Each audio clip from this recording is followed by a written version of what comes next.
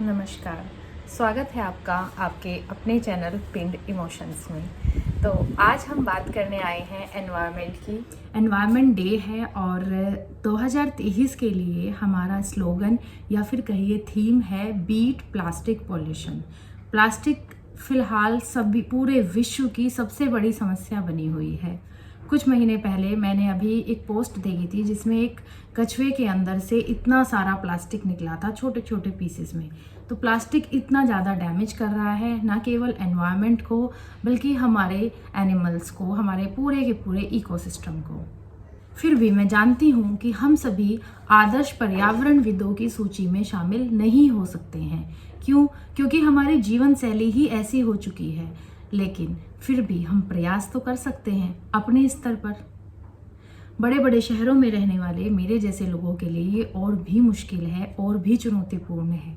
लेकिन मैं आज बात करने आई हूँ ऐसे ही छोटे छोटे प्रयासों की जो हम व्यक्तिगत स्तर पर कर सकते हैं, जो जिनसे हमारी जीवन शैली बहुत ज़्यादा प्रभावित भी नहीं होगी और पर्यावरण के लिए भी कुछ योगदान हमारी तरफ से चला जाएगा।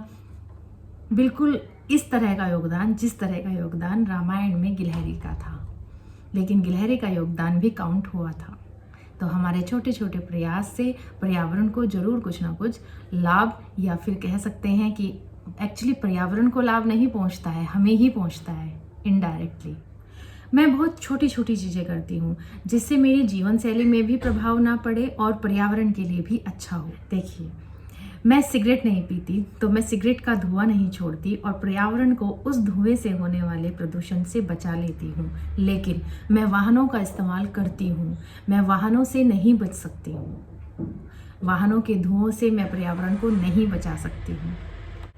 मैं बिजली फालतू बर्बाद नहीं करती, लेकिन इसका ये मतलब नहीं है कि मैं ये कह दूँ कि मैं बिजली बिल्कुल ही इस्तेमाल नहीं करती। ऐसा मेरे लिए संभव ही नहीं है। लेकिन हम अपने व्यक्तिगत स्तर पर इतना कर सकते हैं कि फालतू बिजली बर्बाद ना करें। ज़रूरत ना होने पे लाइट्स और पंखे बंद रखें। पानी जहाँ तक हो सके मैं बचाती हूँ, लेकिन एक बूंद भी बर्बाद नहीं करती, ऐसा दावा मैं नहीं कर सकती। ज़्यादा से ज़्यादा पुनर्उपयोग पर बल देती हूँ। जैसे आरओ का जो वेस्टेज पानी होता है उससे मैं पोछा लगा लेती हूँ, उसमें मैं कपड़े निकाल लेती हूँ। लेकिन मैं ये कह दूं कि मैं बिल्कुल किसी तरह की कोई बर्बादी नहीं करती या चीज़ें फेंकती नहीं हूँ, ऐसा संभव नहीं है। प्लास्टिक से मैं परहेज़ करती हूँ। कोशिश करती हूँ कि प्लास्टिक को रीयूज़ करके या तो मैं उसको पेन होल्डर बना लूँ, या फिर मैं उसमें एक गमला बना लूँ, उसमें पौधा लगा लूँ, या फिर कुछ भी ऐसे छोटे मोटे सामान घर के रील सुई वगैरह मैं उसमें रख लूँ। तो मैं कोशिश करती हूँ कि जितने भी जो डब्बे हैं प्लास्टिक के, उन्हें फेंकने की बजाय उन्हें थोड़ा सा पेंट करके उन्हें क्रिएटिविटी से अपनी सजाकर अपने ही घर में रखती हूँ। इतना ही कर सकती हूँ। लेकिन मैं आपसे ये कहूँ कि मैं प्लास्टिक का प्रयोग एकदम ही नहीं करती हूँ, तो ये संभव नहीं है। पेड़ पौधों का मैं रोपण करती हूँ अपने स्तर पर, लेकिन मैं पूरे शहर को हरा भरा कर देती हूँ, ये तो संभव नहीं है। मैं एसी इस्तेमाल नहीं करती, मैं ऐसा नहीं कहूँगी क्योंकि मैं भी इंसान हूँ, मुझे भी गर्मी लगती है। लेकिन भरी गर्मी में 16-17 का टेम्परेचर करके रूम को इतना ठंडा कर दूं कि कंबल लेने की ज़रूरत पड़े, ऐसा मैं नहीं करती हूँ। टेम्परेचर को उतना ही नॉर्मल रखती हूँ जितने में गर्मी से निजात मिल सके। मैं ये नहीं कहती कि मैं ये छोटे छोटे बदलाव करके खुद को कोई पर्यावरण प्रेमी साबित करना चाहती हूँ या मैं कोई बहुत बड़ी पर्यावरण प्रेमी हूँ। नहीं, ऐसा नहीं है। महान बनने का मेरा कोई उद्देश्य कतई नहीं है। मैं ये करती हूँ खुद की संतुष्टि के लिए, अपने स्तर पर छोटा सा बदलाव करने के लिए, आने वाली पीढ़ी को रास्ता दिखाने के लिए। हम चाहें तो हम पर्यावरण के लिए छोटी छोटी चीज़ें कर सकते हैं जिससे कोई, मैं नहीं कहती कि बहुत बड़ा बदलाव आ जाएगा, लेकिन अगर बदलाव की शुरुआत हमेशा ही छोटे से होती है।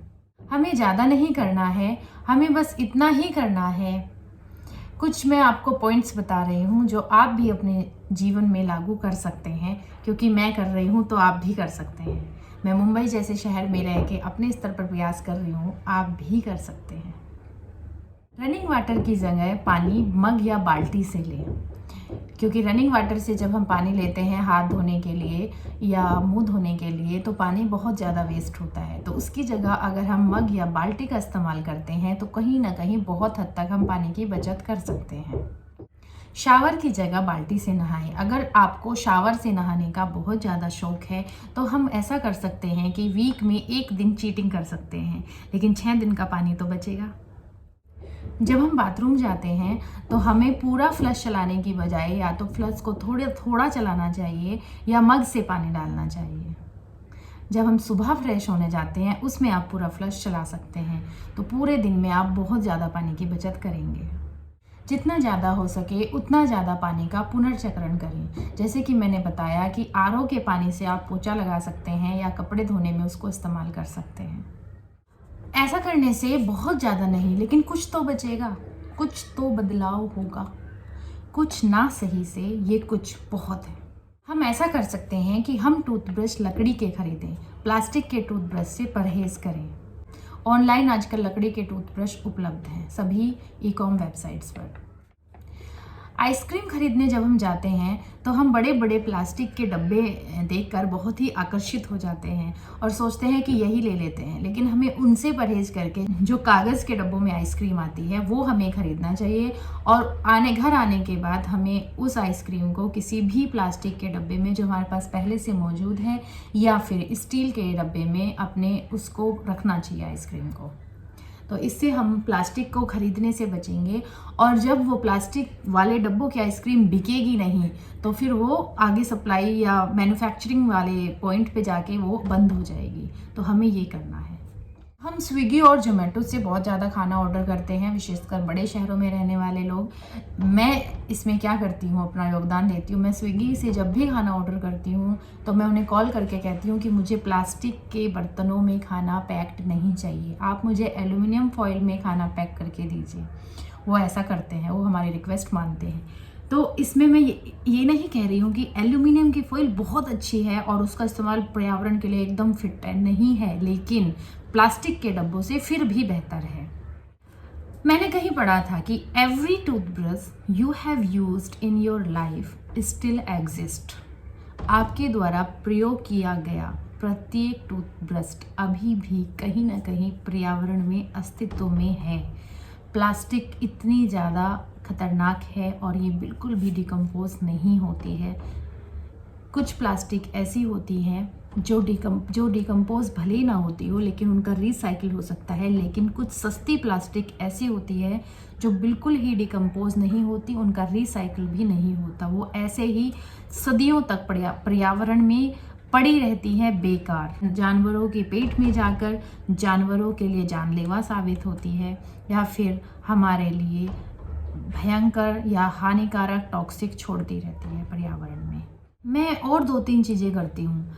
जब भी आप दूध का पैकेट, नमकीन का पैकेट, बिस्किट का पैकेट फाड़ते हैं तो उसके कोने आप काट देते हैं, लेकिन आपको वो कोने नहीं काटने हैं। होता क्या है कि जब वो कोने पैकेट से अलग हो जाते हैं तो जब हम रिसाइकिल के लिए वो पॉलीथीन या प्लास्टिक को भेजते हैं तो वो जो टुकड़े हैं वो कहीं कचरे में अलग रह जाते हैं और जो गीला कचरा होता है उसके साथ चले जाते हैं, और जो ये सूखा कचरा रहता है पन्नी वाला, पॉलीथीन वाला, रिसाइकिल वाला, तो रिसाइकिल फैक्ट्री तक ये छोटे छोटे टुकड़े नहीं पहुंचते हैं। तो ये छोटे छोटे टुकड़े जो है हमारे गाय के या हमारे कुत्तों के या जो भी जानवर हैं घूम रहे हैं उनके पेट में चले जाते हैं और वहाँ वो बहुत ज़्यादा अपना हानिकारक प्रभाव छोड़ते हैं। मैं क्या करती हूँ, मैं उन जब टुकड़ों को काटती हूँ तो कोशिश करती हूँ कि टुकड़े का एक हिस्सा पैकेट से जुड़ा हुआ रहे ताकि वो पैकेट से इजीली अलग ना हो और पूरा का पूरा पैकेट के साथ वो टुकड़ा भी रिसाइकिल के लिए जाए।